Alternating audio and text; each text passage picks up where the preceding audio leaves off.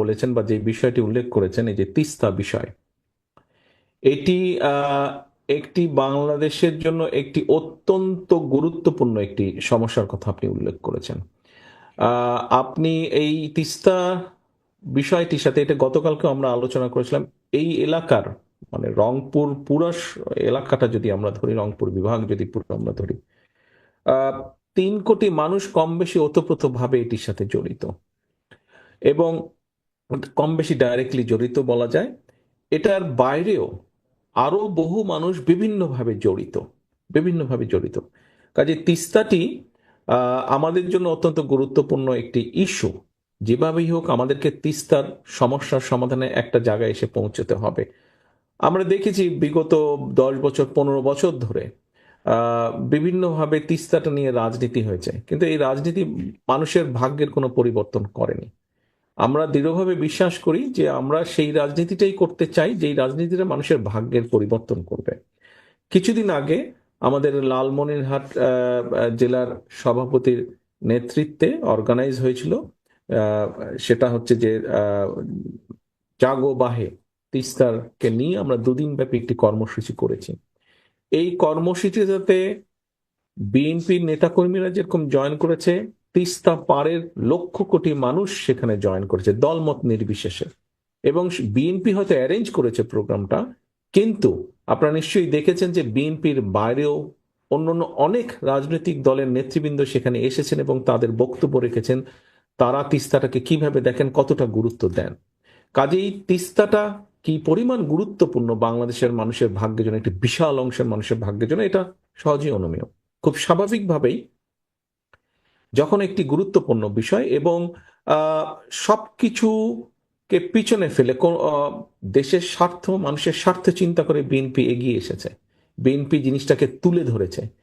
এটাই প্রমাণ করে, বিএনপির এই উদ্যোগটাই প্রমাণ করে যে ইনশাল্লাহ আগামী দিনে বিএনপি সুযোগ পেলে, দেশ পরিচালনার সুযোগ পেলে, যে কোনো মূল্যেই যেভাবে করলে মানুষের জন্য ভালো হবে, আমরা সেভাবেই তিস্তা প্রকল্প গ্রহণ করব।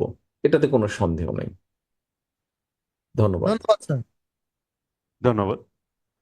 এ পর্যায়ে প্রশ্ন করার আহ্বান জানাচ্ছি মোহাম্মদ জাহিদ হাসান, যুগ্ম আহ্বায়ক, কাউনিয়া উপজেলা ছাত্রদল, রংপুর জেলা।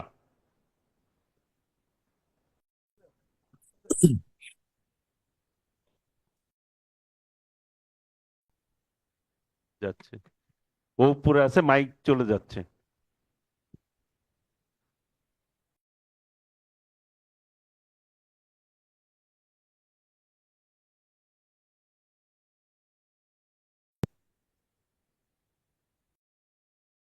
মোহাম্মদ জাহিদ হাসান, ক্যামেরাম্যান ওইখানে আসসালামু আলাইকুম মাননীয় অ্যাক্টিং চেয়ারম্যান, আমি মোহাম্মদ জাহিদ হাসান, যুগ্ম আহ্বায়ক, কাউনিয়া উপজেলা ছাত্রদল, রংপুর। রাষ্ট্র মেরামতের 31 দফা ঘোষিত 25 নম্বর দফায় আছে চাহিদা ও জ্ঞান ভিত্তিক শিক্ষা ব্যবস্থা বাস্তবায়নের মাধ্যমে ভবিষ্যৎ চ্যালেঞ্জ মোকাবেলায় সক্ষম শিক্ষিত জনগোষ্ঠী গড়ে তোলা। সে আলোকে আমার আপনার কাছে প্রশ্নটি হচ্ছে, গতানুগতিক শিক্ষা ব্যবস্থার বাইরে গিয়ে আপনি শিক্ষার্থীদের মান উন্নয়নের জন্য বাংলা ইংরেজির বাইরে তৃতীয় ভাষা শিক্ষার কথা বলেছেন। আরও বলেছেন খেলাধুলা ও সাংস্কৃতিক কর্মকাণ্ডকেও পাঠ্যসূচিতে জাহিদ তৃতীয়, অন্তর্ভুক্ত করতে চান। জাহিদ তুমি বোধহয় খেয়াল করেনি, শুধু তৃতীয় না, আমি চতুর্থ বলার চেষ্টা করেছি। চতুর্থ আমাদের লক্ষ্য থাকবে, মানে বাংলা ইংরেজির বাইরেও 2টো ভাষা আরো। জি জি। তো আমার প্রশ্নটি হচ্ছে, এতে সুবিধা কি হবে বা বাস্তবায়ন বা করবেন কিভাবে? আমার প্রশ্ন এটা আপনার কাছে। আচ্ছা, ধন্যবাদ। সুবিধা কি হবে, প্রথমে এটিতে আসি। আচ্ছা, ধরো শুধু যদি ভাষা দিয়ে কথা বলি, বা আমরা যেভাবে চিন্তা করছি এখন, তুমি বাংলা ভাষায় কথা বলতে পারো। ক্যামেরাম্যান, আমাকে দয়া করে জাহিদকে দেখাবেন।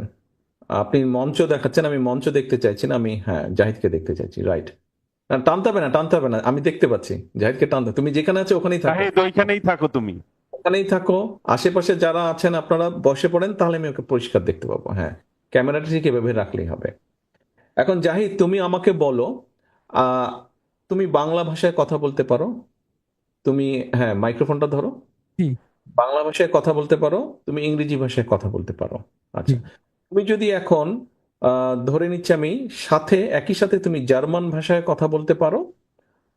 তুমি হয়তো সাহিত্য রচনা করতে পারবে না, কিন্তু ডে টু ডে কথা, চলাফেরার জন্য, কথা কাজ করার জন্য এরকম ভাষা তুমি পারো জার্মানিতে। একই সাথে ধরে নিলাম আমি, তুমি কোরিয়ান ভাষাও পারো। তার মানে জার্মান এবং কোরিয়ান দুটো এক্সট্রা ভাষা পারো, তার সাথে তো ইংরেজি আছেই। এখন এটার উপকারিতা কি কি হতে পারে? তুমি তুমি যখন কর্মক্ষেত্রে যাবে, তুমি এখন ছাত্র আছো, তুমি যখন কাজ শেষ করে কর্মক্ষেত্রে যাবে, তখন তুমি কি কি উপকারিতা পেতে পারো তুমি আমাকে বলো। আমি যখন বাংলা এবং ইংরেজির বাইরেও একাধিক ভাষায় অভিজ্ঞ থাকব, আমি কর্মক্ষেত্রে গিয়ে সুবিধা পাবো। কিরকম? কিভাবে? অনেক সময় বাইরে থেকে বায়াররা আসেন, বা অনেক প্রকল্পের মাধ্যমে আমরা দেখতে পারি যে প্রকৌশলী ইঞ্জিনিয়াররা আসেন, তাদের সাথে আমি কমিউনিকেশনটা ভালো করতে পারবো এবং Good. তারা কি বলতে চাচ্ছে সেটা আমি বুঝতে পারবো, সেই লক্ষ্যে কাজ করতে পারবো। আর অথবা তুমি অন্যদেরকেও বোঝাতে পারবা, তাই তো? হ্যাঁ, অন্যদেরকে সেটা বোঝাতে আর পারবো। যারা এই ভাষাগুলো জানে না, তাদেরকে তুমি বোঝাতে পারবা যে বিদেশি ওই টেকনিশিয়ানটা বা ইঞ্জিনিয়ারটা কি বলতে চাইছে। এটা তো তুমি দেশের ভিতরের কথা বললে, ধরো তুমি বিদেশ চলে গেলে, তখন এটা কি কোনো কাজে লাগবে তোমার? অবশ্যই কাজে লাগবে। বলো কি কাজে লাগবে। আমি বিদেশে যে সূত্রে যাই না কেন, পড়ালেখার জন্য যাই, চাকরি করতে যাই, বা কর্মের খাতিরে যাই, যে কোনো কাজে যাই না কেন, সেখানে গিয়ে আমি কিন্তু যখন আমি ভাষাটা জানবো সেই দেশের, সেখানে আমার চলাফেরা করতে সুবিধা হবে, আর সেই দেশের মানুষের সাথে কমিউনিকেশন করতে সুবিধা হবে। এবং পাশাপাশি আমি সেখানে রাস্তাঘাটে চলাফেরা করতে গেলেও তুমি যদি 4টা ভাষা জানো, তুমি কি মনে করো বিদেশে গেলে, তুমি যদি কর্মসংস্থানের জন্য যাও, সেক্ষেত্রে তোমার সুবিধা, অ্যাডভান্টেজ বেশি হবে? অবশ্যই। আচ্ছা, ঠিক আছে। এখন তুমি তো 4টা ভাষা জানো, রাইট? জি। সাথে ধরো তুমি একটা খেলায়, সেটা বাস্কেটবল হোক, ভলিবল হোক, ফুটবল হোক, এরকম যে কোনো একটা খেলায় তুমি বেশ পারদর্শী, তাতে কি লাভ? আমি যেই খেলাটায় পারদর্শী তাতে লাভ হচ্ছে, আমি যদি খেলাধুলাটাকে প্রাধান্য দেই, পড়ালেখার পাশাপাশি খেলাধুলাকে প্রাধান্য দেই, যেমন আমি ফুটবল খেলতে পছন্দ করি, সেটাকে প্রাধান্য দিয়ে যদি সেটা আমাদের পাঠ্যসূচির অন্তর্ভুক্ত করা হয়। খেলতে তুমি পছন্দ করো, কিন্তু তোমাকে স্কুল থেকে কলেজ পর্যন্ত রাষ্ট্রের পক্ষ থেকে একজন কোচ রেখে ভালোভাবে তোমাকে শেখানো হলো সেটাই ফুটবল। বলতেছি, যদি পাঠ্যসূচির অন্তর্ভুক্ত করা হয়, বা আন্তঃ স্কুল আন্তঃ কলেজ ফুটবল প্রতিযোগিতা বা যে কোনো ক্রীড়া প্রতিযোগিতা বলেন, সেগুলো যদি পাঠ্যসূচির অন্তর্ভুক্ত করা হয়, অবশ্যই এখান থেকে আমাদের পাইপলাইনের যে খেলোয়াড়রা তৈরি হবে, সেগুলো একসময় বাংলাদেশকে প্রতিনিধিত্ব করবে বলে আমি আশা করি। অথবা তোমাকে হায়ারেও তো কেউ নিতে পারে, বিভিন্ন প্রতিষ্ঠান, জি, জি। তাই না? একটা এডিশনাল ইনকাম থাকবে তোমার এখানে। অবশ্যই। আসো, তুমি 4টা ভাষা জানো, তুমি খেলায়, একটা ফুটবল খেলায় তুমি পারদর্শী, স্ট্রাইকার হোক বা যেখানেই হোক তুমি পারদর্শী, আচ্ছা, যেই প্লেসমেন্টই হোক। এর সাথে ধরো তোমাকে যদি আমরা রাষ্ট্র থেকে, সরকার, আর সরকার তো না, রাষ্ট্র রাষ্ট্র তোমাকে শিখিয়ে পড়িয়ে তুমি একটা যে কোনো মিউজিক্যাল ইকুইপমেন্ট বাজাতে পারো, ধরো তুমি গিটারই বাজাতে পারো, এটা হচ্ছে তোমার 4 নম্বর কোয়ালিটি, তাহলে কি লাভ হবে? আচ্ছা, আপনি যেটা প্রশ্ন করলেন আমাকে, যে আমি গিটারই ভালো বাজাতে পারি, তাহলে আমার কি হবে? অথবা পিয়ানো ভালো বাজাতে পারো, যে কোনো একটা বাদ্যযন্ত্র ভালো বাজাতে পারো, ওইগুলোর পাশাপাশি এটাও কোয়ালিটি আছে। এটার মাধ্যমে আমি সঙ্গীত চর্চা করতে পারবো। পাশাপাশি এটাকে যদি আমি আমার প্রফেশনাল লাইফে নিয়ে যেতে চাই, এটার মাধ্যমে আমি আমার পরিবার, আর্থিক ইনকামের মাধ্যমে পরিবার চালাতে পারবো, নিজেকে চালাতে পারবো। আচ্ছা, এবং তার মানে পাশাপাশি আরো দুই একজনকে আমি শেখাতেও পারবো। তুমি কিছু হলেও এখান থেকে একটা এক্সট্রা তোমার জন্য একটা ইনকাম, বেনিফিট পাবো। ফ্যামিলির জন্য একটা ইনকাম করতে পারবা, তাই না?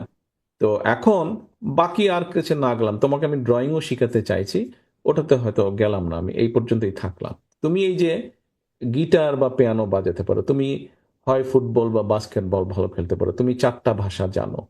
এখন তুমি আমাকে বলো, আমরা যদি ক্লাস 1 থেকে ক্লাস 12 পর্যন্ত একটা বাচ্চাকে, সেটা ছেলেই হোক মেয়ে হোক, প্রত্যেককে যদি তার যেটা ভালো লাগে পছন্দ অনুযায়ী এইভাবে আহ, কয়েকটা কোয়ালিটি দিয়ে আস্তে আস্তে বড় করে গড়ে তুলি, তাহলে এই যে যেই শিক্ষা ব্যবস্থার কথা বলা হয়েছে, হ্যাঁ, চাহিদা ও জ্ঞান ভিত্তিক শিক্ষা ব্যবস্থা, তুমি কি মনে করো মোটামুটি এটা পূরণ করা অলরেডি সম্ভব? আমি আমার উত্তর পেয়ে গেছি।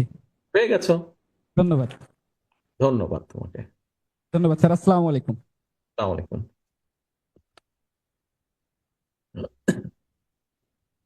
সৈয়দপুর, ABM মোশাররফ হোসেন, সৈয়দপুর। জানাচ্ছি কৃষিবিদ পারভিন আক্তার, আপনি নির্দিষ্ট করে প্রশ্ন করবেন। ক্যামেরা। ভাইয়া, জি বলেন। আসসালামু আলাইকুম। আমি কৃষিবিদ পারভিন আক্তার, সৈয়দপুর জেলা বিএনপির একজন সদস্য এবং বাংলাদেশ জাতীয়তাবাদী কৃষক দল কেন্দ্রীয় কমিটির একজন সদস্য। ভাইয়া, আমার একটা প্রশ্ন হলো যে আমরা নীলফামারী 4 আসনের সৈয়দপুর কিশোরগঞ্জে আমরা ইউনিয়ন কৃষক সমাবেশ করেছি। ওখানে আপনার একটা দিক নির্দেশনামূলক বক্তব্য ছিল, সেটা আমরা কৃষকদের কাছে পৌঁছে দিয়েছি। আমার প্রশ্ন হলো ভাইয়া, যে এটা এই যে মহিলা কৃষক, কৃষক দলের নেতৃত্বে যেটা হয়েছিল তো কিছুদিন আগে। হ্যাঁ, আমি এই কৃষক দলেরই কেন্দ্রীয় কমিটির একজন সদস্য, মানে আমি কৃষিবিদ পারভিন আক্তার। তো আমি জানতে, আপনার কাছে আমার একটা প্রশ্ন, আমরা যখন কৃষকদের কাছে এই আপনার দিক নির্দেশনামূলক বক্তব্যগুলো পৌঁছে দিয়েছি, অনেক মহিলা কৃষক আছে আমাদেরকে প্রশ্ন করেছে যে আপা, বিএনপি ক্ষমতায় গেলে আপনারা যে দিক নির্দেশনামূলক বক্তব্যগুলো আমাদেরকে শুনিয়েছেন, এছাড়াও আমরা আর আর কি কি আমরা সুবিধা পেতে পারি, আর কি কি আমরা কিছু করে উপার্জন করে আমরা সংসার চালাতে পারি। আচ্ছা, ধন্যবাদ।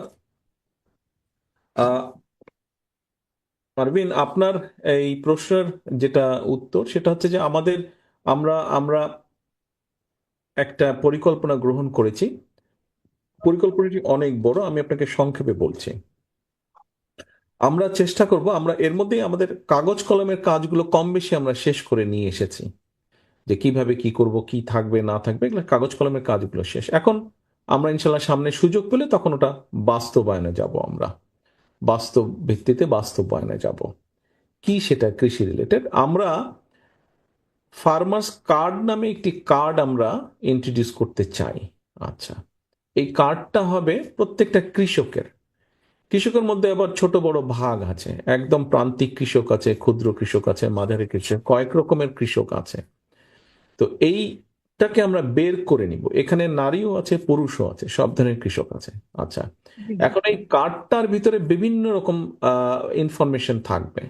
তার নাম কি, তার জমির পরিমাণ কত, জমির দাগটা কোথায়, কি আছে, সবকিছু থাকবে। অনেক ক্ষেত্রেই দেখা যায় যে অনেক জমির মালিক আছে, তারা জমিটা ব্যবহার করে না, তারা ওটা বর্গা দিয়ে দেয় বা ইয়েতে দিয়ে দেয়, অন্য কেউ ব্যবহার করছে। তো এই জিনিসগুলোকে আমাদেরকে একটু ঠিক করে নিতে হবে, কারণ আপনি যখন কোনো সুবিধা দিবেন তখন দেখা যাচ্ছে যে যে জমির মালিক সে সুবিধাটা নিচ্ছে, কিন্তু সে তো কৃষিকাজ করছে না। কাজে আমরা এক্স্যাক্টলি যে কাজটা করছে তার কাছে পৌঁছতে চাই। 100% পারবো কিনা জানি না, চেষ্টা থাকবে আমাদের। তো এখন ওই কৃষি কার্ড, যেটা ফার্মার্স কার্ড আমরা দিব, সেটা মহিলা হোক পুরুষ হোক, প্রকৃত জমির মালিকটাকে ওর মধ্যে থেকে আমরা বের করে আনার চেষ্টা করব, এবং তার জমিটা কোথায়, কি, সে বছরে কোন কোন ফসল করে, কোন সিজনে কি ফসল করে, এই পুরা জিনিসগুলোকে আমরা এক জায়গায় নিয়ে আসতে চাইছি। এটা সম্ভব, একটু কঠিন, কিন্তু করা সম্ভব। এ কারণেই আমরা করতে চাইছি যে ধরেন কৃষি লোন যখন কার্ডটা থাকবে, তার যখন ডিটেল ইনফরমেশনটা থাকবে, কৃষি ব্যাংক যেটা থাকবে তারা ওখানে অ্যাক্সেস করতে পারবে। ফলে এখন লোন নিতে গিয়ে কৃষককে যেরকম বিভিন্ন ভোগান্তির মধ্যে পড়তে হয়, সেটা পুরুষ হোক মহিলা হোক, সেটা থেকে বের করে আনার আমরা চেষ্টা করছি। কোনো মিডল ম্যান বা কোনো দালালের মাধ্যমে তার দরকার হবে না। তাহলে একই সাথে সরকার সেটা বীজই দেখ, সারই দেখ, কীটনাশক ওষুধই দেখ, আমরা যেটা চিন্তা ভাবনা করছি এখন, খুব সম্ভবত যেটা হয় যে কৃষককে একটা একটা লামসাম ধরনের একটা অ্যামাউন্ট দেওয়া হয়। আমাদের উদ্দেশ্য আছে সেটা সেইভাবে না দিয়ে, একটা কৃষক যদি ধরেন 3টা ফসল করে বছরে, বা 2টো ফসল করে, যে কোনো একটা ফসলের ফুল সাপোর্টটা আমরা দিতে চাইছি আমাদের পরিকল্পনার মধ্যে। ফুল জি ভাই। এটা আমরা প্রান্তিক এবং ক্ষুদ্র কৃষককে দিয়ে প্রথমে শুরু করব। বড় কৃষক, মাঝারি বা যারা বড়, যাদের 10 বিঘার উপরে জমি আছে বা 7 বিঘার উপরে জমি আছে, তাদের ক্ষেত্রে আমরা মনে করি না ব্যাপারটা অতটা প্রয়োজন আছে, তারা নিজেরাই নিজেরটা করে নিতে পারে। কিন্তু 7 বিঘার কম যারা আছে, 5 বিঘা থেকে 7 বিঘা, আহ ওইদিকে তো বিঘাই বলেন বোধহয় আপনাদের ওইদিকে। বিঘা বিঘা জি ভাই, বিঘা। বাংলাদেশের অন্য জায়গায় অন্যরকম হিসাব নিকাশ, চট্টগ্রাম নোয়াখালীর দিকে একরকম আছে, সিলেটের দিকে আবার আরেক রকম আছে কিছুটা। তো বিঘা হিসাবে যদি আমরা বলি, তো ধরেন একদম অল্প থেকে ধরেন 5 বিঘা পর্যন্ত এক ধরনের কৃষক আমরা বিবেচনা করব, আবার 5 বিঘা থেকে 7 বিঘা এক ধরনের কৃষক আমরা বিবেচনা করব। এইভাবে করে আমরা জিনিসটাকে সাজাতে চাচ্ছি। কিছু সংখ্যক কৃষক আছে, একটু আগে আমি যেটা আপনাকে বলেছি, যারা বিভিন্নভাবে বিক্ষিপ্তভাবে সিজন ওয়াইজ কাজ করে, আপনি জানেন বোধহয় এটা। জি জি ভাই। কোনো জমি জমা নাই, তারা সাধারণত কৃষক কিন্তু সিজন ওয়াইজ কাজ করে, এবং এইটার ক্ষেত্রে আবার মহিলাদের পরিমাণটা তুলনামূলকভাবে বেশি এই বেশ। রকম। তো আমরা চেষ্টা করছি ওই কার্ডের মাধ্যমে এদেরকেও আলাদা করে বের করে নিয়ে আসা, সো দ্যাট তাদেরকে আমরা ভিন্নভাবে, সরকারের বিভিন্ন খাস জমি থাকে, ওই জমি হয়তো আমরা লিজ আউট করে দিয়ে তাদেরকে একটা কাজের ব্যবস্থা করা যায় কিনা, এটা নিয়ে কাজ চলছে, এখন এটা শেষ হয়নি কিভাবে সেটা করা সম্ভব। এই জি ভাই। এই মুহূর্তে এই অনুষ্ঠানে অত ডিটেল তো বলা সম্ভব না, সংক্ষিপ্তভাবে আপনাকে আমি পুরো জিনিসটা তুলে ধরার চেষ্টা করলাম, আমাদের লক্ষ্য বিষয়। আচ্ছা আচ্ছা, ধন্যবাদ ভাই। আপনার প্রশ্নের উত্তর কি পেয়েছেন? পেয়েছি পেয়েছি ভাই, পেয়েছি। ধন্যবাদ ভাইয়া। হ্যাঁ, ধন্যবাদ। এই পর্যায়ে আমি প্রশ্ন করার জন্য আহ্বান জানাচ্ছি মোহাম্মদ শওকত হায়াত। শওকত হায়াত, সৈয়দপুর না? যে সৈয়দপুর। জি। বিসমিল্লাহির রহমানির রহিম। বাংলাদেশের নেতা, আমাদের নেতা, পার্টির ভারপ্রাপ্ত চেয়ারম্যান জনাব তারেক রহমান মহোদয়, আমার প্রশ্ন হচ্ছে 31 দফার 7 নম্বর দফায় আস্থা ভোট এবং রাষ্ট্র নিরাপত্তা আইনে ব্যতীত অন্য যে কোনো বিষয়ে আইনসভায় সদস্যগণ মতামত দিতে পারবে, যেটি 70 অনুচ্ছেদে। এই ক্ষেত্রে পরিপূর্ণভাবে 70 অনুচ্ছেদ যদি বাতিল করে পার্টির নিবেদিত এবং ডেডিকেটেড লোকজনকে যদি আইনসভার সদস্য হিসেবে মনোনীত করা যায়, তাহলে কি আমার মনে হয় এটা কি ভুল হবে না ঠিক হবে? এটি একটি প্রশ্ন। আরেকটি হচ্ছে ওর সাথে একটা প্রশ্ন, আরেক করা যাবে না? বসেন। একটা। দেখুন শকত, ভোটার তো শুধু আপনার পার্টির লোক আপনার ভোটার না, পার্টির বাইরের লোকও তো আপনার ভোটার, তাই না? এবং নর্মালি আপনি যখন দল হিসাবে জিততে চাইবেন, আপনি চাইবেন যে আপনার প্রার্থী জিতুক, আপনাকে তো সেরকম একজন ক্যান্ডিডেট দিতে হবে দলের পক্ষ থেকে, যার গ্রহণযোগ্যতা ওভারঅল জনগণের মাঝে আছে। জি, ওভারঅল জনগণের মাঝে আছে। আমাদের আমাদের দলে বহু নেতাকর্মী আছেন যারা খুব ডিভোটেড, খুব ডিভোটেড, কিন্তু বাস্তবতা তো আমাদেরকে বুঝতে হবে। সব সময় ডিভোটেড কর্মী কিন্তু আবার সব সময় যে জনগণের কাছে একটা ওভারঅল গ্রহণযোগ্যতা থাকে, নট দ্যাট, কিন্তু সেটা আবার ভিন্ন বিষয়। তো আপনাকে এই বিষয় সবগুলো বিবেচনা করেই আপনাকে ক্যান্ডিডেট দিতে হবে, তাই না? সবার তো সব রকম কোয়ালিটি থাকে না, সবার সব রকম কোয়ালিটি থাকে না। এক একজনের এক রকম যোগ্যতা থাকে, এক একজন গুণ থাকে এক একজনের। তো কারো গুণ থাকে দলকে খুব অর্গানাইজ করার ক্ষমতা থাকে, কারো গুণ থাকে খুব ভালো বক্তৃতা দিতে পারে, কারো গুণ থাকে খুব সুন্দর প্ল্যাকার্ড বা পোস্টার লিখতে পারে, কারো আবার গুণ থাকে মানুষকে খুব সহজেই জনসভার মধ্যে মানুষকে কনভিন্স করে ভোটটা নিজের পক্ষে নিয়ে নিতে পারে। তো Right. আপনাকে এইভাবে বিবেচনা করতে হবে, এক একজন মানুষের এক একটা কোয়ালিটি থাকে, যার যেটা কোয়ালিটি আপনাকে সেই বিবেচনায় তাকে সেই দায়িত্বটা দিতে হবে। ধন্যবাদ। ধন্যবাদ। নীলফামারী জেলা, নীলফামারী।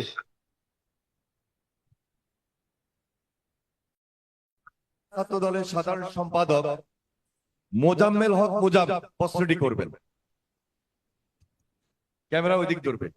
হ্যাঁ, প্রিয় অভিভাবক, আসসালামু আলাইকুম। ওয়ালাইকুম আসসালাম। কাঠামো 31 দফার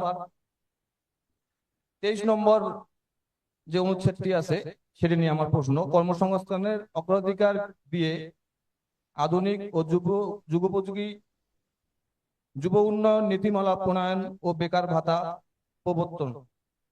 প্রিয় অভিভাবক, আমার প্রশ্নটা হচ্ছে, বিগত দিনে 15-17 বছরে সাধারণ শিক্ষার্থী আমরা যারা মামলা হামলা জেল জুলুমের শিকার হয়েছি ফ্যাসিবাদী আন্দোলন সংগ্রামের করতে গিয়ে অনেকেরই বয়স সীমা চাকরির পার হয়ে গেছে, অনেকের কিংবা আছে। সেই ক্ষেত্রে যদি বিএনপি কখনো রাষ্ট্রীয় ক্ষমতার দায়িত্ব পায়, সেই ক্ষেত্রে যাদের বয়স সীমা পার হয়ে গেছে তারা, তাদের জন্য বা যাদের বয়স আছে তাদের জন্য বিএনপি থেকে আমরা কি আশা করি? মোজাম মোজাম না তোমার নাম? মোজাম্মেল হক মোজাম। মোজাম। মোজাম, তোমার প্রশ্নটার মধ্যে বোধহয় তুমি দুটো ভাগ রেখেছো, একটা যাদের বয়স আছে, একটা যাদের বয়স শেষ হয়ে গেছে, তাই কি? জি জি জি।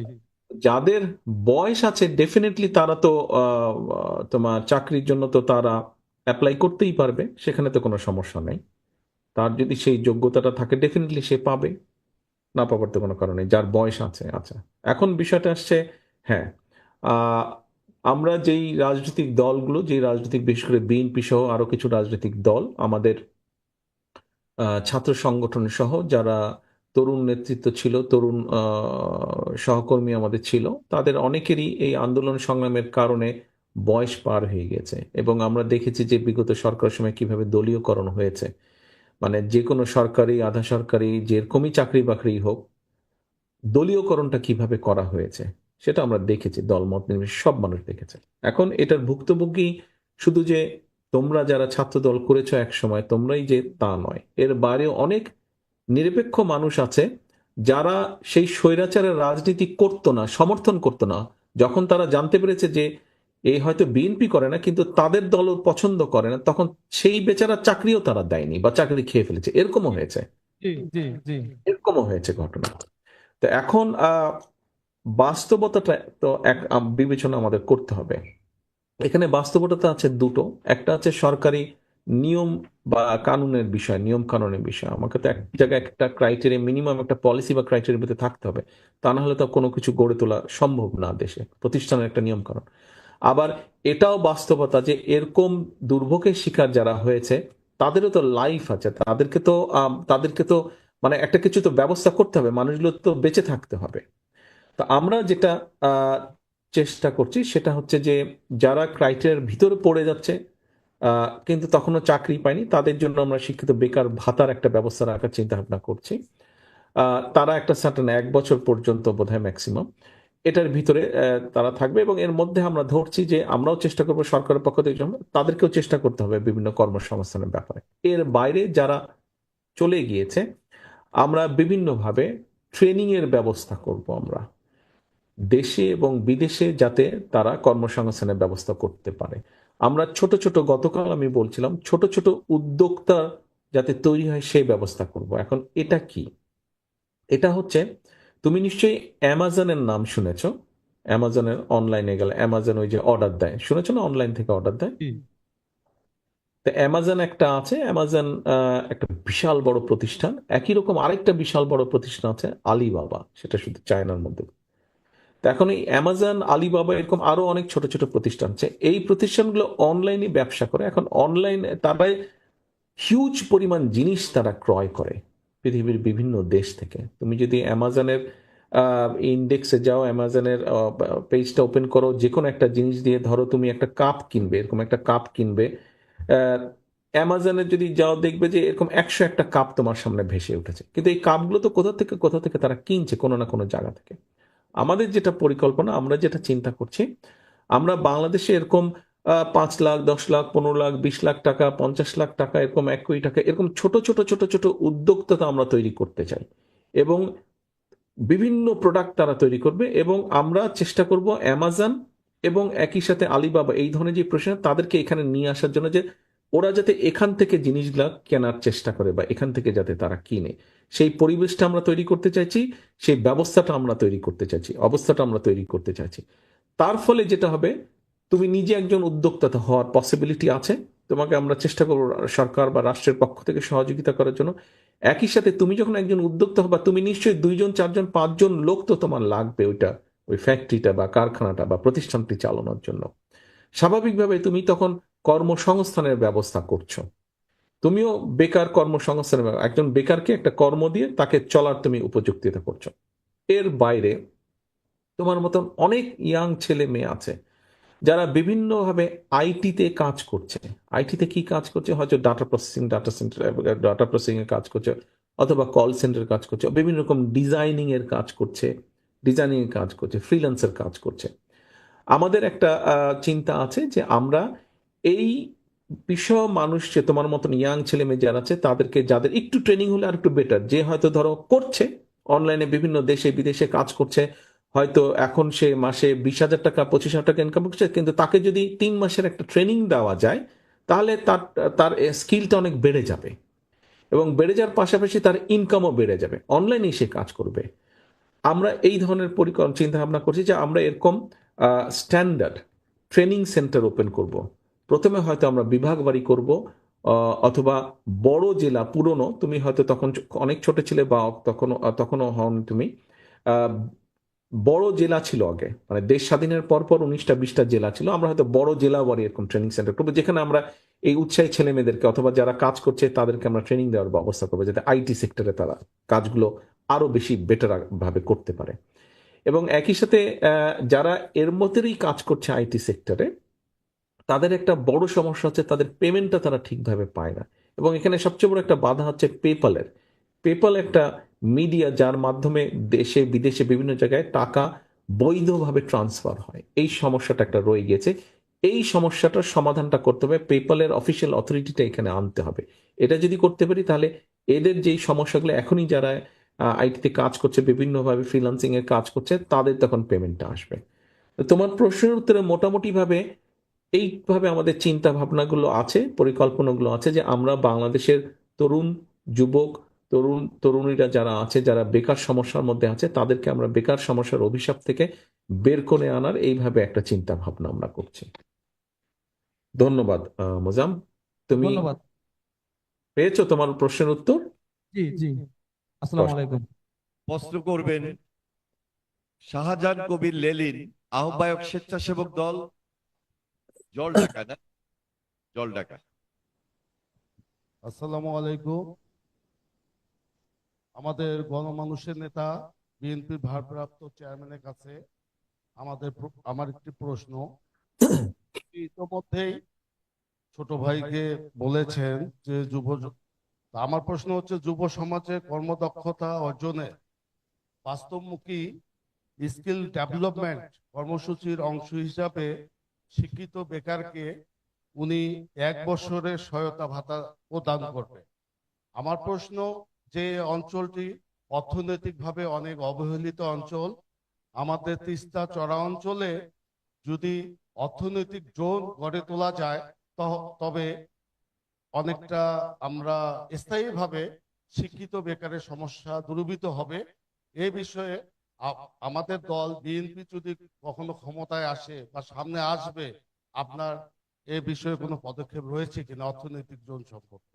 তার আগে আপনি এবং মোজাম একটা কথা আমাকে বলেন, আপনারা দুইজনেই বলেছেন বিএনপি যদি সরকার গঠন করতে পারে। যদির মধ্যে আছেন কেন আপনারা? আপনার বিশ্বাস নাই কেন যে বিএনপি সরকার গঠন করতে পারবে? বিশ্বাস কম কেন? তো নিজের প্রতি বিশ্বাস কম কেন? তো যদি কেন বলেন আপনারা? ইনশাল্লাহ অবশ্যই পারবে বিএনপি। সরি ইনশাআল্লাহ। হ্যাঁ, আচ্ছা, এখন আসেন, আপনি যেটা বলেছেন, হ্যাঁ, দুর্ভাগ্যজনকভাবে আপনি যে এলাকার মানুষ, এই অঞ্চলটাতে একটা আমাদের সমস্যা আছে। এখানে ধরেন কলকারখানার কম আছে। এখানে মূল বিষয় যেটা আছে, কৃষিটাই মূল পেশা, কিন্তু তারপরেও বিভিন্ন রকম প্রাকৃতিক সমস্যার কারণে সেটাও একটা সমস্যা। আপনি বলেছেন অর্থনৈতিক জোন তৈরি করা। এখন লেলিন, অর্থনৈতিক জোন আপনি কি করবেন? জাস্ট একটা এলাকাকে যদি ঘিরে দিয়ে দেওয়াল তুলে গেট বানিয়ে আপনি যদি সরকার ডিক্লেয়ার করে দেয় এটা অর্থনৈতিক জোন, তাহলে কি হবে? শুধু তাহলে সেটা করলে হবে না। এখন অর্থনৈতিক জোন তৈরি করতে হলে সেখানে আপনাকে কমিউনিকেশনটা তৈরি করতে হবে, অর্থাৎ যেই মিল বা ফ্যাক্টরিটা সেখানে হবে, যে ইন্ডাস্ট্রিটা সেখানে হবে, তার মালটা তো পোর্টে যেতে হবে। সেটার জন্য ব্যবস্থা থাকতে হবে, ট্রেন লাইনের ব্যবস্থা বলেন বা রোড কমিউনিকেশন বলেন, যেটাই হোক থাকতে হবে। ওখানে যারা ইন্ডাস্ট্রি করবে তাদের টেলিফোন কমিউনিকেশন বা ইন্টারনেট, এই সুবিধাটা থাকতে হবে, তাই না? ইলেকট্রিসিটির প্রপার সাপ্লাই থাকতে হবে। আমাদেরকে এই ইনফ্রাস্ট্রাকচার গুলো আগে তৈরি করতে হবে। কেন করা যাবে না? আপনি দেখেন সৈয়দপুরের কি অবস্থা, আপনার পাশেই তো সৈয়দপুর। সৈয়দপুর ও যেভাবে ছোট ছোট ছোট ছোট বিভিন্ন রকম মেশিনারি ফ্যাক্টরিগুলো গড়ে উঠেছে, তাই না? রেল ফ্যাক্টরিকে ঘিরে যে রেল কারখানাটা ছিল সেটাকে ঘিরে কিভাবে ইউনিকভাবে একটা ইন্ডাস্ট্রিয়াল জোন গড়ে উঠেছে। কাজে আমাদেরকে ওই বিষয়গুলো দেখতে হবে যে ওখানে কোন জিনিসটা ফিজিবল হবে, কোন জিনিসটা সুটেবল হবে, সেটা অর্থনৈতিকভাবে হোক, সেটা ওখানকার সামাজিকভাবে হোক। আমাদেরকে সেইভাবে পরিকল্পনাটা নিয়ে এগোতে হবে। বেশ কিছুদিন আগে আমি বলেছিলাম যে বাংলাদেশের আপনি যদি খেয়াল করে দেখেন, যেমন আপনার আশেপাশে সৈয়দপুর আছে, সৈয়দপুরকে যদি আপনি দেখেন তাহলে ওই পসিবিলিটিটা ওখানে আছে। কি ধরনের বিভিন্ন মেশিনারি পার্টস, লেদ মেশিনের পার্টস, এটা সেটা বিভিন্ন ধরনের জিনিস। এটা এখানে সৈয়দপুরে ওই যেই ছোট ছোট কারখানাগুলো আছে সেখানে আপনি দেখবেন অনেক ছেলে ওখানে কাজ করছে, অনেক কারখানা শ্রমিক ওখানে কাজ করছে যাদের হয়তো সেরকম একাডেমিক নলেজ নাই, কিন্তু আপনি একটা পার্টস দিলে ও ঠিকই ওটা বানিয়ে আপনাকে দিয়ে দিচ্ছে। সো ও ঠিকই বানিয়ে দিয়ে দিচ্ছে, তৈরি করে দিয়ে দিচ্ছে। সেটা মোটরের পার্টস হোক, সেটা ফ্যানের পার্টস হোক, সেটা ট্রাকের কোনো পার্টস হোক, বাসের কোনো পার্টস হোক, বানিয়ে যে কোনো মেশিনের পার্টস বানিয়ে আপনাকে দিয়ে দিচ্ছে। কিন্তু তার সে কিন্তু বইয়ের থেকে পাশ করে ইঞ্জিনিয়ার না, কিন্তু ঠিকই সে বানিয়ে ফেলছে। তো এই স্কিলটা ডেভেলপ করে গেছে। তো এখন আমাদেরকে বের করে নিতে হবে যে মোটামুটিভাবে কোন এলাকাটা কি জিনিস আছে, সেটার উপরে বেস করে আপনাকে তখন আগাতে হবে যে এই এলাকার স্পেশালাইজেশন হচ্ছে এটা বা স্পেশালিটি হচ্ছে এটা। সেটার উপরে ভিত্তি করে আপনাকে ওইভাবে ওখানে শিল্প অঞ্চল গড়ে তুলতে হবে।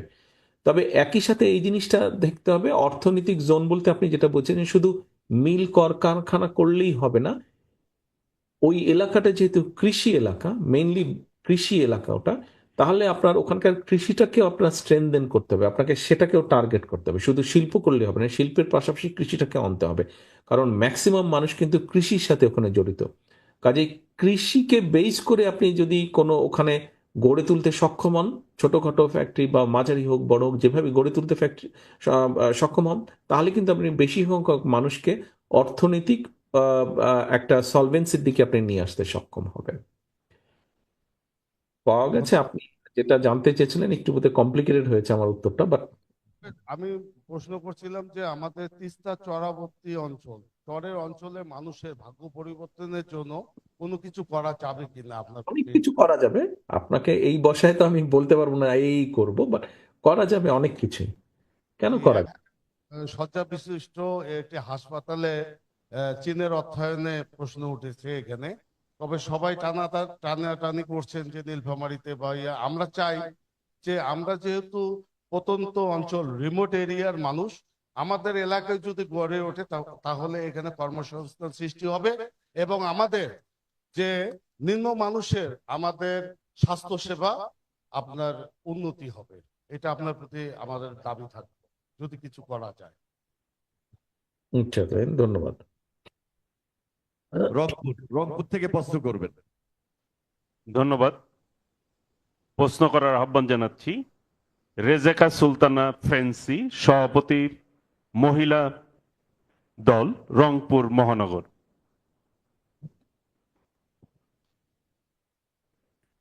আসসালামু আলাইকুম ভাইয়া, আপনার উপর শ্রদ্ধা রেখে আমি আমার প্রশ্ন করছি।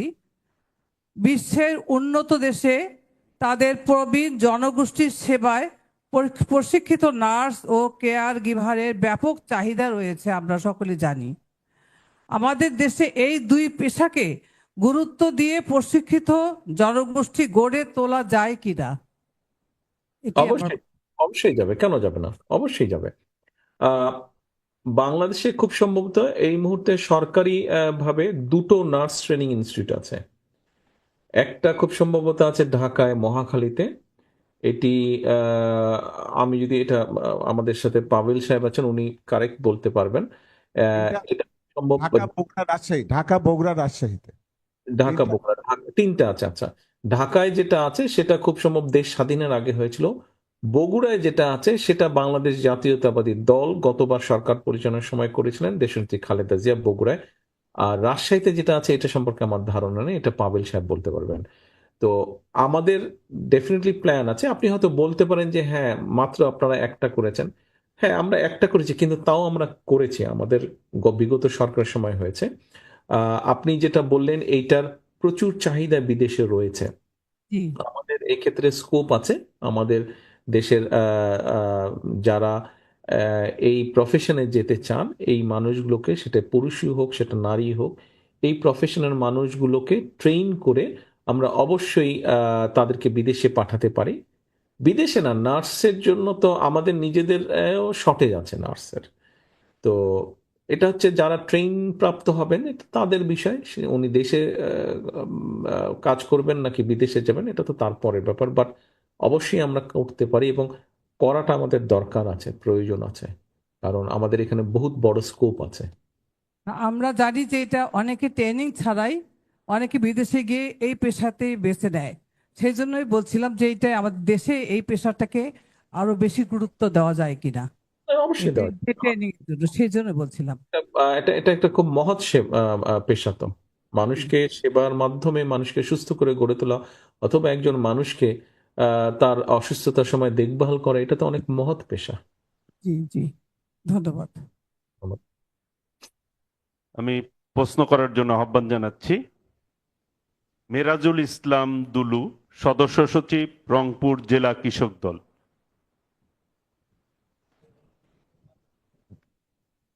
কি নাম টুকু? দিল মিরাজুল ইসলাম দুলু, মেরাজুল ইসলাম দুলু, সদস্য মেরাজুল ইসলাম দুলু। ভাই আসসালামু আলাইকুম। ইসলাম। আমি রংপুর জেলা কৃষক দলের সদস্য সচিব। তো আমি রংপুরের ৭৬টি ইউনিয়নে কৃষক সমাবেশ করেছি। আমরা একটি জিনিস খুব ভালোভাবে উপলব্ধি করতে পেরেছি যে প্রতিটা ইউনিয়নে কৃষক অনেক কিছু উৎপাদন করে, রাইট। কিন্তু তারা সঠিক বা ন্যায্য দামটা পায় না। আর অনেক কিছু জিনিস তাদের নষ্ট হয়ে যায় সংরক্ষণের অভাবে। তো সেখান থেকে সব জায়গা থেকে আমরা কয়েকটা প্রস্তাব পেয়েছি। তার মধ্যে ১ নম্বর যে প্রস্তাবটা ছিল সেটা হচ্ছে সবজি হিমাগার, অর্থাৎ পেঁয়াজের সময় পেঁয়াজ রাখবে, মরিচের সময় মরিচ রাখবে, যখন যে প্রয়োজনীয় বা সে সময়ের যে সবজি উৎপাদন হবে সেই সবজিগুলো যেন সংরক্ষণ করা যায়। এই সংরক্ষণ করার জন্য করতে পারলেই আমাদের মনে হয় বিদেশ থেকে বা পার্শ্ববর্তী দেশ থেকে অনেক কিছু আনতে হবে না। তো আমার প্রশ্ন, আমাদের ২৭ নম্বর দফায় এই জিনিসটা আপনি সুন্দরভাবে উপস্থাপন করেছেন এবং আমরা জনগণের মাঝে এভাবেই উপস্থাপন করেছি।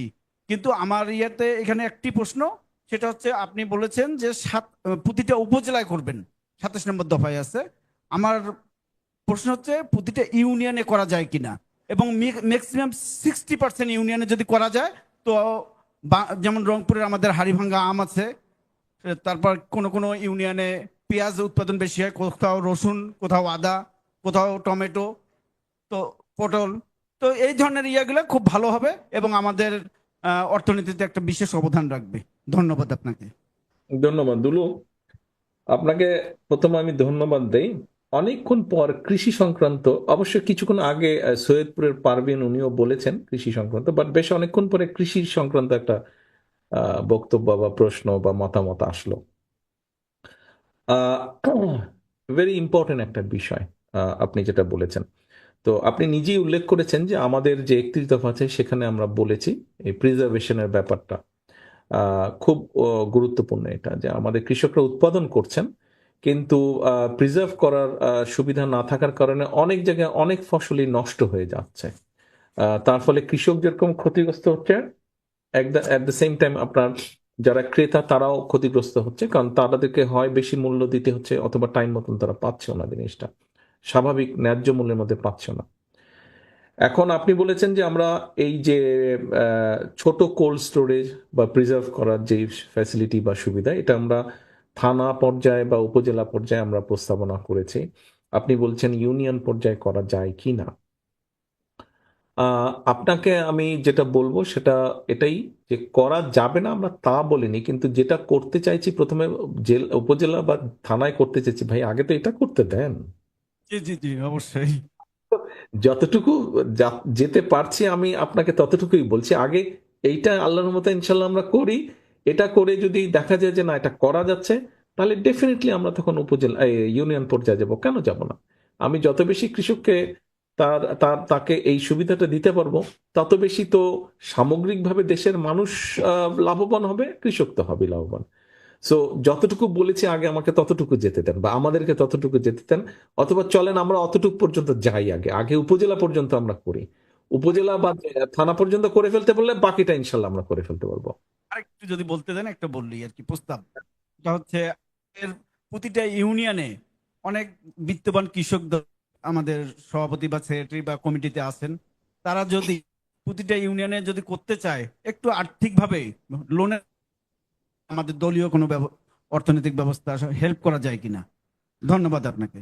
দলীয় ভাবে তো এটা পসিবল না। দলীয় ভাবে আপনি কিভাবে করবেন? এত হিউজ 4,500-এর উপরে ইউনিয়ন আপনি কিভাবে দলীয় ভাবে করবেন?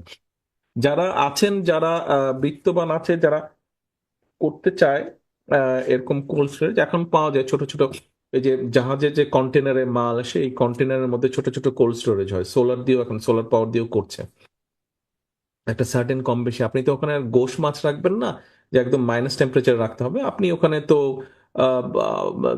10-12 ডিগ্রি পর্যন্ত টেম্পারেচার আপনি রাখতে পারবেন, যেটা সোলার দিয়ে করা সম্ভব। সেটা অনেক জায়গায় এখন করছে। এটা আমাদের কৃষি ব্যাংক আছে, কৃষি ব্যাংকের মাধ্যমে এটা হয়তো সাপোর্ট করা সম্ভব হবে কৃষকদেরকে এরকম, বাট এই মুহূর্তে কি আছে ডিটেলটা আমি আপনাকে বলতে পারবো না, বাট অবশ্যই দলের পক্ষ থেকে এটা করা সম্ভব না। ঠিক আছে, বুঝতে পেরেছি। আসসালামু আলাইকুম। আসসালামু আলাইকুম। ধন্যবাদ। নূর নবী চৌধুরী, আহ্বায়ক, রংপুর জেলা যুবদল। আমরা মহানগর যুবদল, আমরা রংপুরে 2টা ইউনিট, সেই জন্য একটি মহানগর একটি জেলা। আমি সৈয়দপুর এবং নীলফামারীকে অনুরোধ করব, এখানে দুলুভাই আহ্বান জানিয়েছেন, তিনি অনুরোধ করেছেন যে জেলা এবং মহানগর, এখানে যেহেতু 2টি ইউনিট, একেবারে যাতে আমরা 4টা কোশ্চেন পাই, সেই জন্য এরা আহ্বান জানিয়েছেন। সেই জন্য আমি সৈয়দপুর এবং নীলফামারীকে আমাদেরকে সহযোগিতা করার জন্য বিশেষভাবে অনুরোধ করছি। ব্যাটারি কোনটা লো হয়ে গেছে ঠিক মতো। প্রিয় নেতা, আসসালামু আলাইকুম রহমতুল্লাহ। জি মিস্টার নূর ভাই, ওয়ালাইকুম সালাম। চৌধুরী মিলন, আহ্বায়ক, রংপুর মহানগর যুবদল। 5ই আগস্টের পরে আপনি আমাদেরকে বলেছিলেন যে আগামী নির্বাচন আমাদের জন্য অত্যন্ত কঠিন।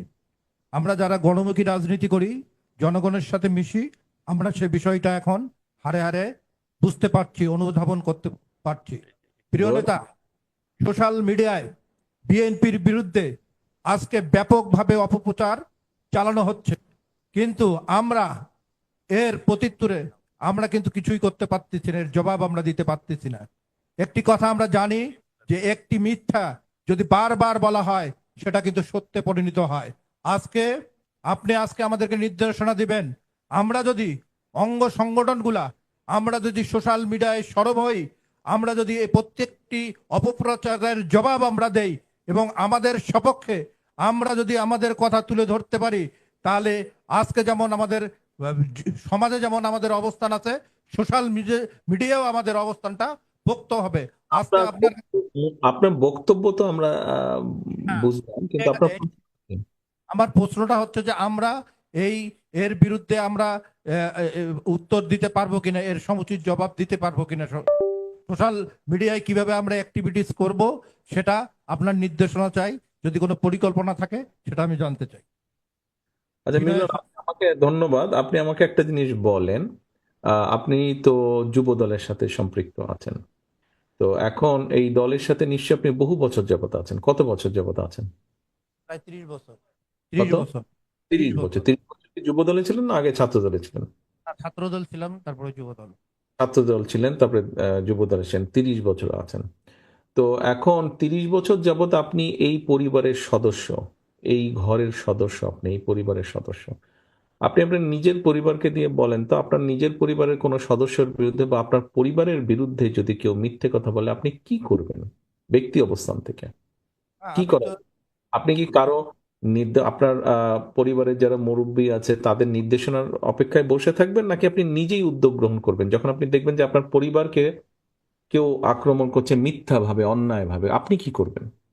আমি তো এটা নিবই, ব্যবস্থা নেব, কিন্তু নেতা আমরা যেটা লক্ষ্য করি যে আমাদের যে সারা বাংলাদেশে অঙ্গ সংগঠনের লক্ষ লক্ষ নেতা কর্মী আছে, এটা কিন্তু ব্যাপকভাবে এই বিষয়টা ইনশিওর করতেছে না।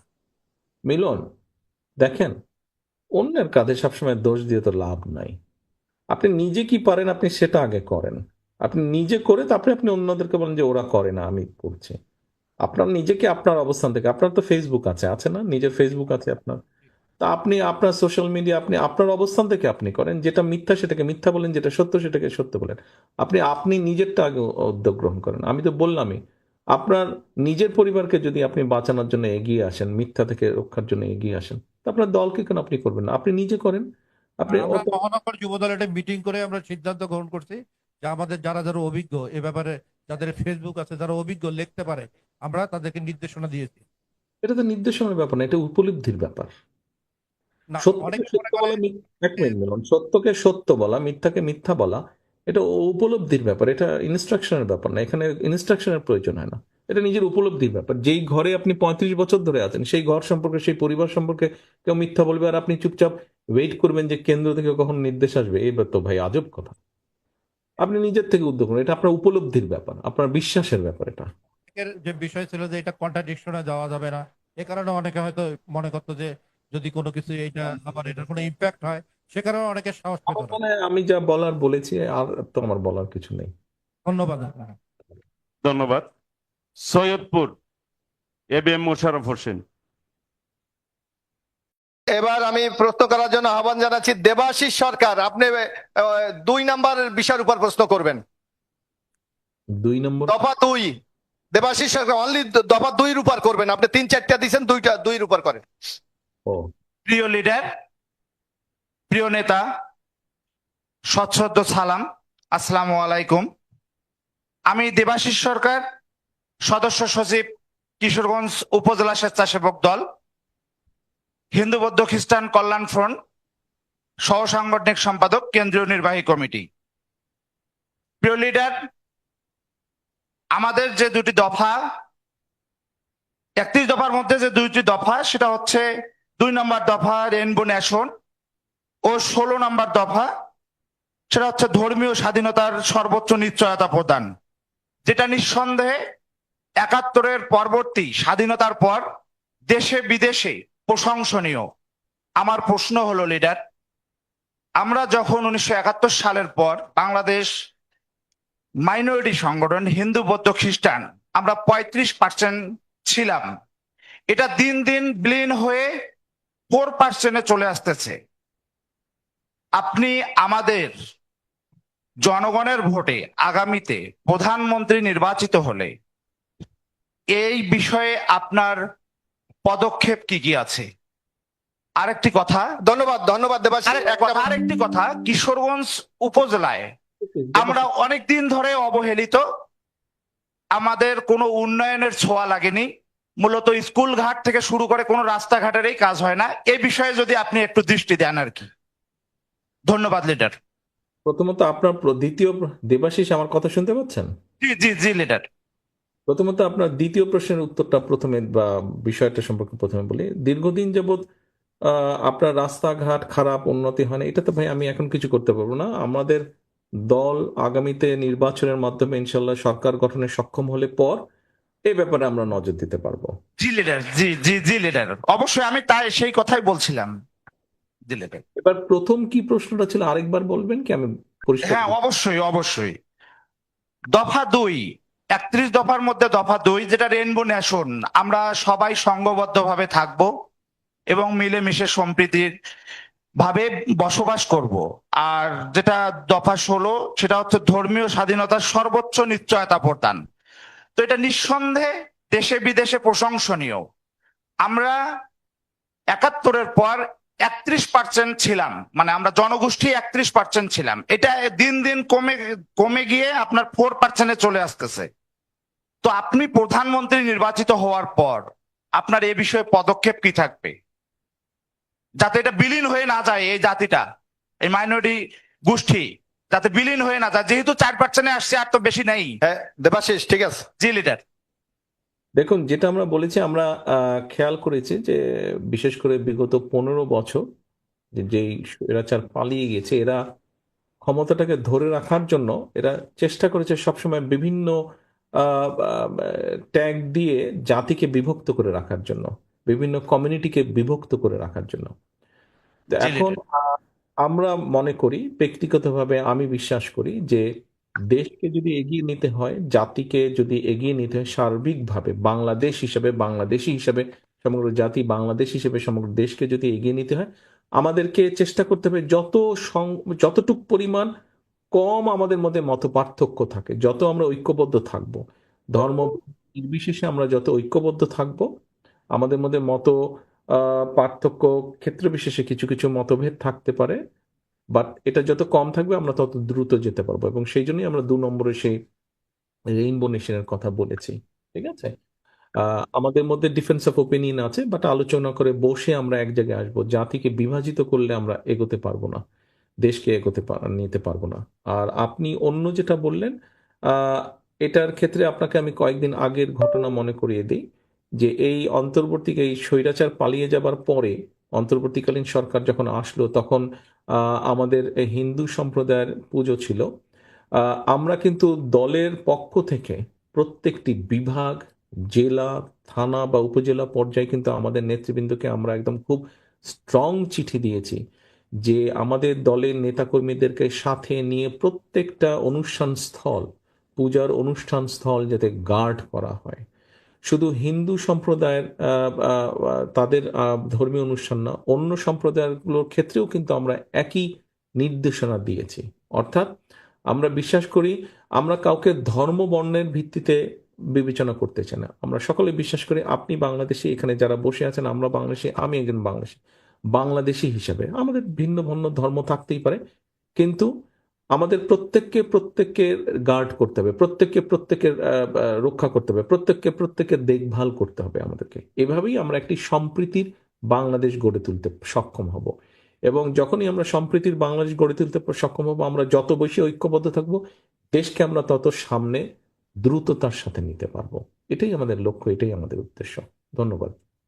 ধন্যবাদ লিডার। এবার সৈয়দপুরের পক্ষ থেকে শেষ প্রশ্ন, আমরা 6টার বেশি প্রশ্ন নিতে পারবো না। এবার শেষ প্রশ্ন মোহাম্মদ এরশাদ হোসেন পাপ্পু। মোহাম্মদ এরশাদ হোসেন পাপ্পু।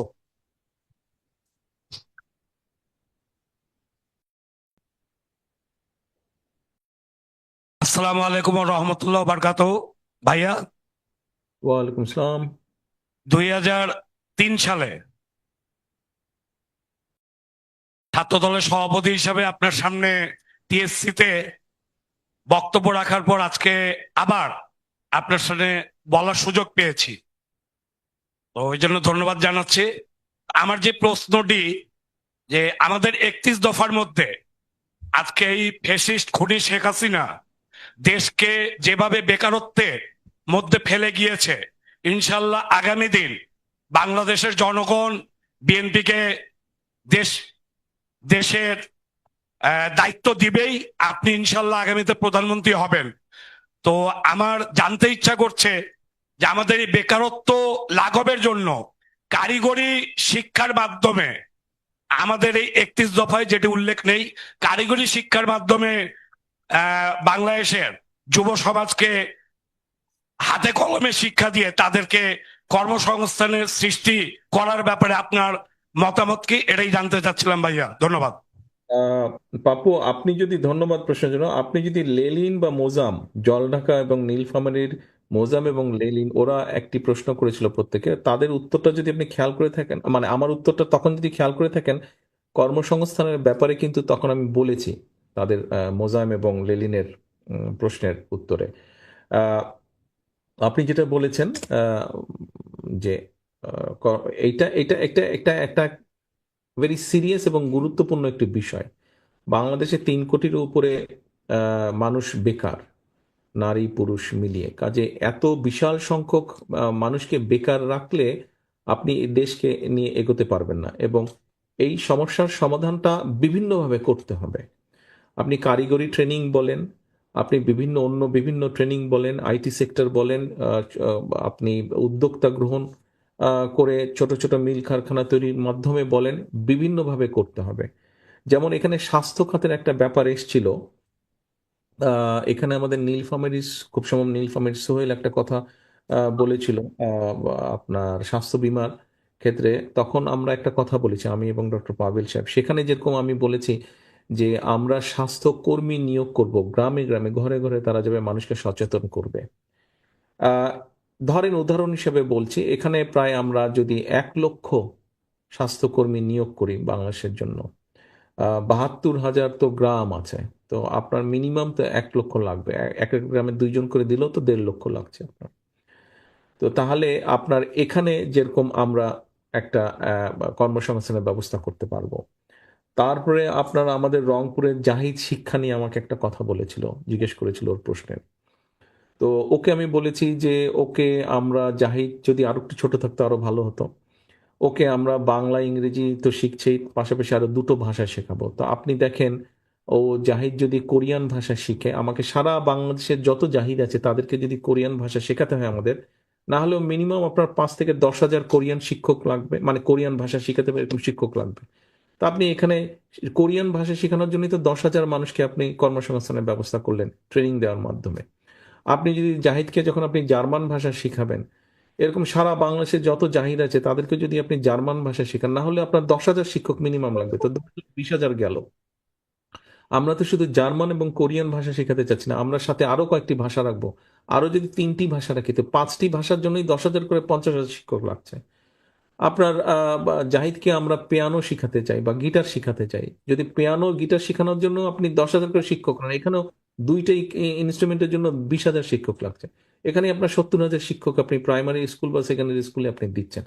কাজে এরকম আমাদেরকে জায়গাগুলো বের করতে হবে, উপায় বের করতে হবে, তৈরি করতে হবে সিচুয়েশন, যেখানে আপনি বিভিন্নভাবে কর্মসংস্থানের ব্যবস্থা করতে পারেন, সেটি সরকারি লেভেলে হোক, সেটি আধা সরকারি লেভেল হোক, সেটি বেসরকারি লেভেলে হোক, সেটি ছোট ছোট উদ্যোক্তা গ্রহণ করেন, উদ্যোক্তা তৈরি করার মাধ্যমে হোক, সেটি আইটি সেক্টরের মাধ্যমে হোক, যেভাবেই হোক, সেলফ এমপ্লয়েডের মাধ্যমে হোক, যেভাবেই হোক, আপনাকে সরকারকে সেই পলিসি নিতে হবে।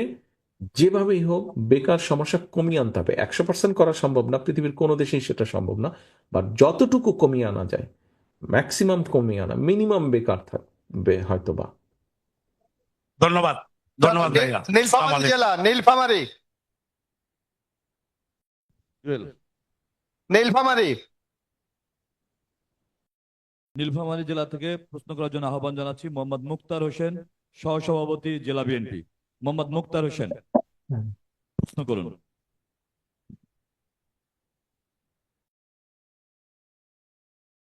বিসমিল্লাহির রহমানির রহিম। আসসালামু আলাইকুম। ওয়ালাইকুম আসসালাম। মাননীয় ভারপ্রাপ্ত চেয়ারম্যান মহোদয়, প্রিয় নেতা, আমরা নীলফামারী জেলা বিএনপির লাখো লাখো নেতা কর্মী গতকাল থেকে অনাবিল এক ঈদের আনন্দে ভাসছি। কারণ গতকাল দীর্ঘ 18 বছর 1 মাস 15 দিন পরে নীলফামারী জেলা বিএনপির প্রধান অভিভাবক, নীলফামারী জেলার আলোর দিশারি মুক্তার হোসেন, আমার কথা শুনতে পাচ্ছেন? এখানে আরো অনেক কর্মী আছে যারা প্রশ্ন করবেন। আপনি আপনার প্রশ্নে আসুন, আমি জানি আপনি কোন দিকে যাচ্ছেন, আপনার প্রশ্নের সদস্য আসুন। ধন্যবাদ স্যার, ধন্যবাদ স্যার। আমার প্রশ্ন হচ্ছে, বাংলাদেশের মুক্তির সনদ 31 দফায় 6 নম্বরে বলা হয়েছে যে দ্বিকক্ষ বিশিষ্ট আইনসভা করা হবে। সেখানে উচ্চ কক্ষ বিশিষ্ট আইনসভায় সমাজের প্রথিত যশা সুশীল সমাজ, জ্ঞানীগুণী মানুষদেরকে সেখানে সদস্য করা হবে।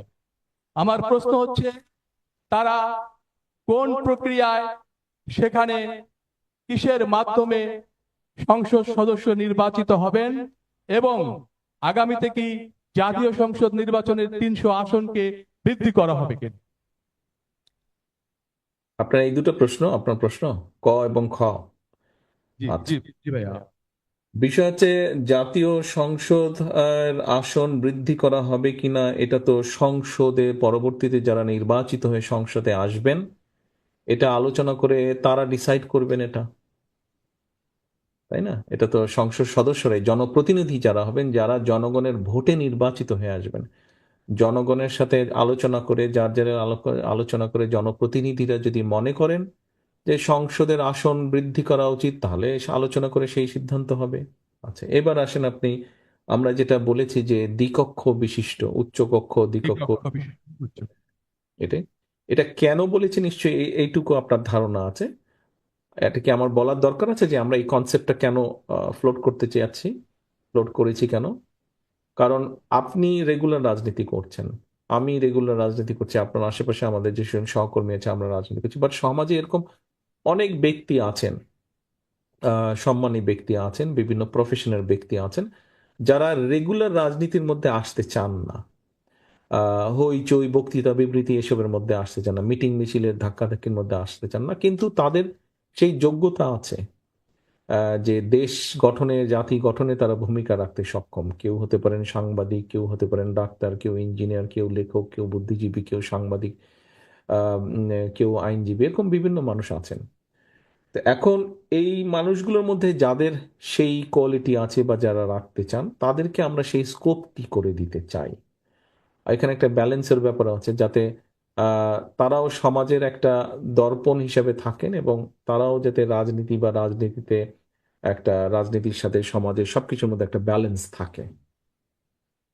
তো এখন কিভাবে নির্বাচিত হবে? তো এখন যেহেতু ওই উচ্চকক্ষ বা ওই সংসদটি নেই এই মুহূর্তে, এখন কি আছে সেটা হচ্ছে যে নির্বাচন হলে প্রথমে জাতীয় নির্বাচন হবে, সেটি হচ্ছে এখন যেই ব্যবস্থায় সংসদ আছে সেটি নির্ধারিত হবে বা নির্বাচিত হবে, নির্বাচিত হবে, যেটি আমাদের ধারণার মধ্যে আছে।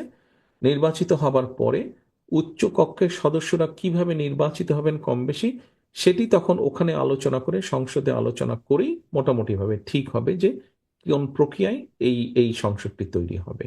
একটা প্রসেসের মধ্যে তো আমাদের যেতে হবে, আলোচনার মাধ্যমেই হবে জিনিসটা। জি ভাইয়া, মুক্তার হোসেন, গট ইট? আপনাকে অনেক ধন্যবাদ। আপনাকেও ধন্যবাদ। আপনাকেও প্রশ্ন করার জন্য আহ্বান জানাচ্ছি। আপনাকেও শুভেচ্ছা জানাচ্ছি 1 বছরে 3টা ঈদ করার জন্য।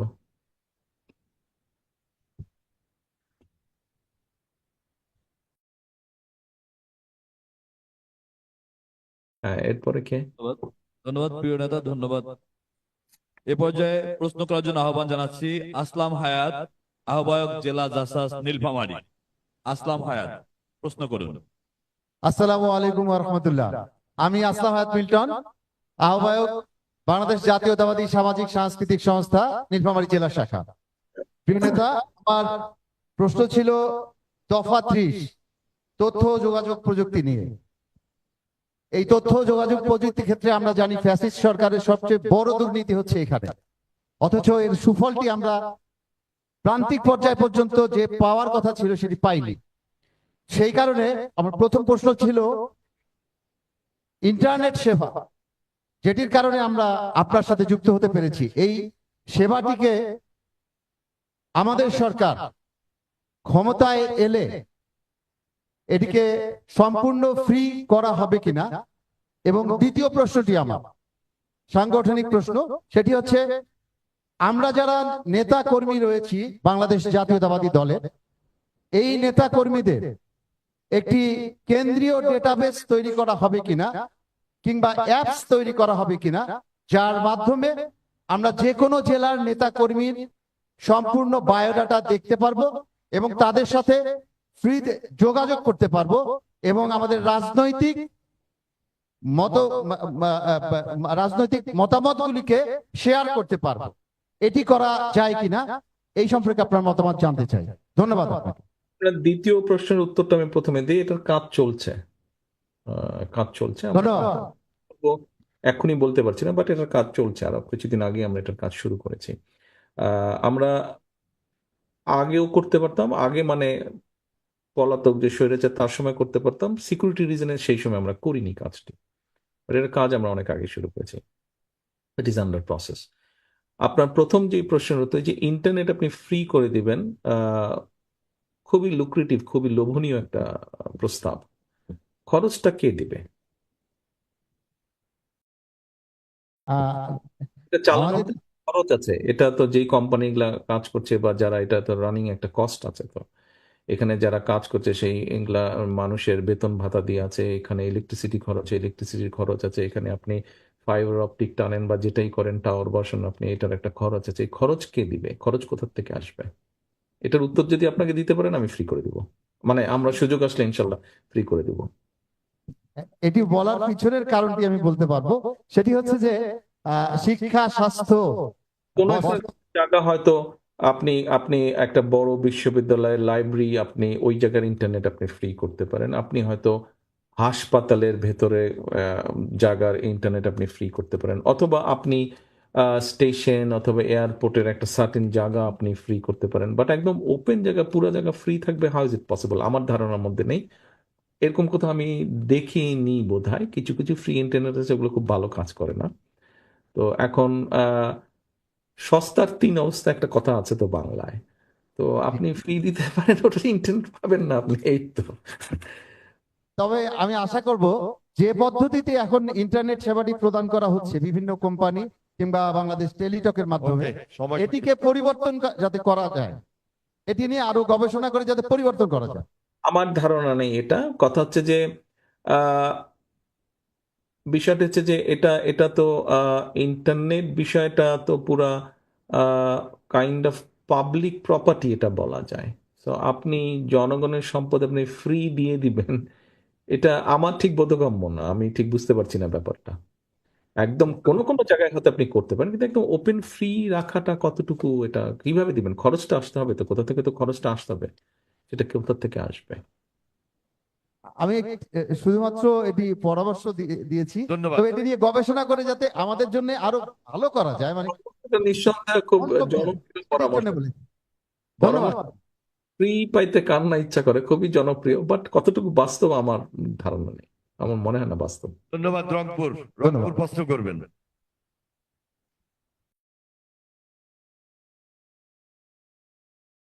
রংপুর থেকে কে? রংপুর। আমি প্রশ্ন করার আহ্বান জানাচ্ছি সভাপতি পীরগাছা থানা বিএনপি আমিনুল ইসলাম রাঙ্গা। বিসমিল্লাহির রহমানির রহিম। আমার প্রশ্ন, দেশের উত্তরাঞ্চল বিশেষ করে রংপুর বিভাগ স্বাধীনতা পরবর্তীকালে বারবার বঞ্চনার শিকার, শিক্ষা, শিল্প, অর্থনৈতিকভাবে পিছিয়ে পড়েছে। আমাদের দলের প্রতিকারে কি পরিকল্পনা আছে? রাঙা, প্রথমে আপনাকে আমি ধন্যবাদ দেই আপনার প্রশ্নের জন্য না, বাট আপনি একটা শব্দ ব্যবহার করেছেন, উত্তর অঞ্চল। আমাদের ম্যাক্সিমাম মানুষ উত্তর বঙ্গ বলে, উইচ ইজ ভেরি রং। বঙ্গ বললে এটাকে আলাদা করে ফেলা হচ্ছে, so it is not Uttarbanga, বরঞ্চ উত্তর অঞ্চল। আপনাকে ধন্যবাদ এই জন্য যে আপনি সঠিক শব্দটা ব্যবহার করেছেন। ধন্যবাদ। আপনি বলছেন যে উত্তর অঞ্চলের উন্নয়নের ব্যাপারে কি ভূমিকা আছে। আমরা তো এতক্ষণ শুধু উত্তর অঞ্চল না, সমগ্র বাংলাদেশের উন্নয়নের ব্যাপারে আলোচনা করছি, তা আপনি শুধু আলাদা হয়ে যাচ্ছেন কেন? আমাদের সবসময় বঞ্চনার শিকার আমরা, রংপুর সবসময় বৈষম্যের শিকার আমরা। না না, রংপুর কেন বঞ্চনার শিকার হবে? রংপুর দুলু ভাই নেতৃত্বে তিস্তা বাঁচাও জাগবে, তিস্তা বাঁচাও যে প্রকল্প আমরা ই করেছি, এটাতে দুলু ভাই একটা কথা বলেছেন আমাদের সম্মানিত আজকে প্রশিক্ষকের কাছে, যে 31 দফার পর 32 দফায় আমাদের এই পরিকল্পনাকে বাস্তবায়ন করা যায় কিনা। না, এটা 32 না, এটা 31 দফার মধ্যেই আছে। 31 দফায় আপনি খাল খননের কথা বলেছেন, নদী শাসনের কথা বলেছেন। তিস্তা ব্যারাজ বা তিস্তা প্রকল্প যাই বলেন, সেখানে আপনাকে খাল খনন করতে হবে, সেখানে আপনাকে নদী শাসন করতে হবে। নদী শাসন এবং খাল খনন, এটাই হচ্ছে মূলত তিস্তার মূল কনসেপ্ট। সো আপনার 32-এ যাওয়ার দরকার নেই, আপাতত আপনি 31-এ থাকলেই সমস্যার সমাধান হচ্ছে। আর তিস্তাতে যদি আমরা করতে পারি, তিস্তার কাজ করতে পারি, যেহেতু অঞ্চলটি কৃষি ভিত্তিক, আমরা তিস্তার সমস্যার সমাধানটা যদি কম বেশি করে ফেলতে পারি, তাহলে কৃষিটাকেই আমরা তুলে ধরতে পারবো। এবং কৃষিটাকে যদি তুলে ধরতে পারি, তাহলেও আপনার উন্নয়নের বিরাট একটা অংশে এগিয়ে যাব। আর আপনি যদি রাস্তাঘাট, ব্রিজ, কালভার্ট, বিল্ডিং তৈরি এগুলা বলেন, এগুলা উন্নয়নের একটা অংশ মাত্র। শুধু এগুলাই উন্নয়ন না। উন্নয়ন হচ্ছে যে আপনি কত বেশি সংখ্যক মানুষকে শিক্ষিত করলেন। উন্নয়ন হচ্ছে যে আপনি আপনার ওখানে তিস্তার মাধ্যমে আপনি কত বেশি ভালো পানির ব্যবস্থা করলেন, সেটা সেচ ব্যবস্থাই হোক, মানুষের ব্যবহারের জন্যই হোক, এটা হচ্ছে উন্নয়নের একটা গুরুত্বপূর্ণ অংশ। উন্নয়ন বলতে বোঝাচ্ছে আপনার তিস্তার কারণে এখন যে অবস্থা, এটার কারণে বিভিন্ন জায়গায় ড্রাই হয়ে আপনার গাছপালা নষ্ট হয়ে গেছে, সেখানে আপনি আবার কিভাবে ডিফরেস্টেশন হয়েছে, কিভাবে আবার ফরেস্টেশন করলেন, এটা উন্নয়নের একটা অংশ। উন্নয়ন বলতে বোঝাচ্ছে তিস্তার পানি শুকিয়ে যাওয়ার কারণে আস্তে আস্তে ডিপ টিউবওয়েল থেকে পানি তুলতে তুলতে পানির নিচে, মাটির নিচের পানি যে অনেক নিচে নেমে গেছে, সেটাকে আবার কিভাবে রিচার্জ করলেন, এটা হচ্ছে উন্নয়নের অংশ। উন্নয়ন হচ্ছে আপনি কতজন মানুষকে বেটার স্বাস্থ্য সেবা দিতে পারলেন, এটা হচ্ছে উন্নয়ন। উন্নয়ন হচ্ছে একজন এখানে বলেছেন যে মুরব্বী যারা আছে, এল্ডারলি পার্সন যারা আছে, কত সংখ্যক এল্ডারলি মানুষকে আপনি ভালোভাবে দেখভাল করতে পারলেন, এটা হচ্ছে উন্নয়নের অংশ। আমাদের একটা ভুল কনসেপ্ট আছে যে শুধু রাস্তাঘাট ব্রিজ কালভার্ট হলেই উন্নয়নের সেটা একটা কিয়দ অংশ, সেটাই উন্নয়ন না। শুধু উন্নয়ন বলতে এগুলাও বোঝায় কত বেশি মানুষকে আপনি ভালো রাখতে পারলেন, এটা হচ্ছে উন্নয়নের একটা অংশ। অবশ্যই এই সবগুলো আমরা 31 দফার মধ্যে নিয়ে আসার কম বেশি চেষ্টা করেছি। আমি দৃঢ়ভাবে বিশ্বাস করি ইনশাল্লাহ আল্লাহ রহমতে মানুষের সমর্থনে আমরা আগামী দিনে সরকার গঠনে সক্ষম হলে আমরা এই যেই কথাগুলো আপনাকে বললাম এইগুলা করার মতন সর্বোচ্চ চেষ্টা আমাদের থাকবে। এবং আমি দৃঢ়ভাবে বিশ্বাস করি ব্যক্তিগতভাবে, আপনারা যদি সকলে সচেতন থাকেন, সকলে ঐক্যবদ্ধ থাকেন, সকলে একসাথে থাকেন, কাজ করেন, আমরা এই কাজগুলো করতে সক্ষম হব ইনশাল্লাহ। ইনশাআল্লাহ। ধন্যবাদ। ধন্যবাদ। এ পর্যায়ে আমরা বক্তব্যের পালা, সভাপতিরা তার সমাপনী বক্তব্য রাখবেন। আমি প্রথমেই সৈয়দপুর জেলাকে আহ্বান জানাচ্ছি। ABM মোশাররফ হোসেন, সৈয়দপুর জেলা। হ্যাঁ, প্রিয় নেতৃবৃন্দ, মাননীয় ভারপ্রাপ্ত চেয়ারম্যান, আজকে আমরা সৈয়দপুর জেলার এই কর্মশালা শেষ করলাম। আজকে আপনার উপস্থিতিতে